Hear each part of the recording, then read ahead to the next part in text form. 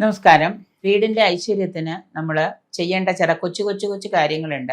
നിങ്ങളൊക്കെ കേട്ട് കാണുമായിരിക്കാം. ചിലവർ ഏതെങ്കിലുമൊക്കെ സ്ഥലത്ത് ചെല്ലുമ്പോൾ നമ്മളെപ്പോഴും കാണാറുണ്ട്. ഗ്ലാസ്സിൽ ഒരു നാരങ്ങ ഇട്ട് വയ്ക്കുക, വീടിന്റെ ഫ്രണ്ടിൽ കുറേ നാരങ്ങ ഇട്ട് വയ്ക്കുക, ഇങ്ങനെയുള്ള അവസ്ഥകളൊക്കെ. അപ്പം വീടിന്റെ ആ ഒരു ഐശ്വര്യമൊക്കെ വരാനായിട്ട് ആദ്യം തന്നെ ക്ലോക്ക്, നമ്മൾ വീട്ടിൽ വാച്ച്, സമയം നോക്കാനൊക്കെ ആയിട്ട് വാച്ച് ഉണ്ടാവും. ആ വാച്ച് നമ്മൾ ഒരിക്കലും തെക്ക് ഭിത്തിയിലോ നമ്മുടെ വാതിലിലോ ഒന്നും തൂക്കരുത്. തെക്ക് ഭാഗത്തുള്ള ഭിത്തിയിലൊന്നും ഒരിക്കലും വാച്ച് തൂക്കരുത്, ക്ലോക്ക്.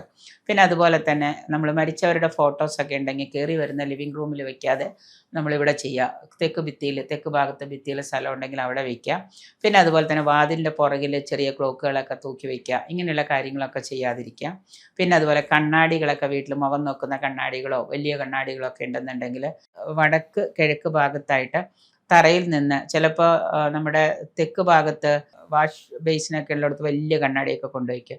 അപ്പോൾ അങ്ങനെ വയ്ക്കാതെ വടക്ക് കിഴക്ക് ദിശയിൽ തറയിൽ നിന്നൊരു 5 അടി ഉയരത്തിൽ വയ്ക്കുന്നത് ഒരു പോസിറ്റീവ് എനർജി കൊണ്ടുവരാനായിട്ട് സാധിക്കും.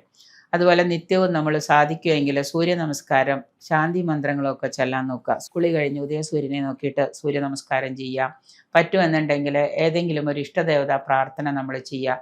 ശാന്തി മന്ത്രങ്ങളെന്ന് പറഞ്ഞ ഇഷ്ടദേവതാ പ്രാർത്ഥനകൾ ചെയ്യുക. എന്നിട്ട് നമ്മൾ ജോലിക്കൊക്കെ പോവുക. അത് കഴിഞ്ഞതിന് ശേഷം കുട്ടികളെ ആണെങ്കിലും നമ്മൾ അതുപോലെ തന്നെ കൊച്ചു കൊച്ചു കാര്യങ്ങളൊക്കെ പഠിപ്പിക്കുക. രാവിലെ എഴുന്നേറ്റ് കഴിഞ്ഞാൽ സ്കൂളിൽ പോകുന്നതിന് മുമ്പ് ചെറിയ പ്രാർത്ഥനകൾ, സരസ്വതി ഗായത്രിയൊക്കെ നിരന്തരമായിട്ട് പറഞ്ഞ് പഠിപ്പിക്കുക. അതൊന്ന് ചൊല്ലാൻ പറയുക രാവിലെ സ്കൂളിൽ പോകുന്ന തിരക്കിനിടയിൽ. പിന്നെ അതുപോലെ വൈകുന്നേരം വന്നു കഴിഞ്ഞാലും ശാന്തി മന്ത്രങ്ങളോ നാമജപങ്ങളോ ഒക്കെ നിരന്തരമായിട്ട് ചെയ്യുക.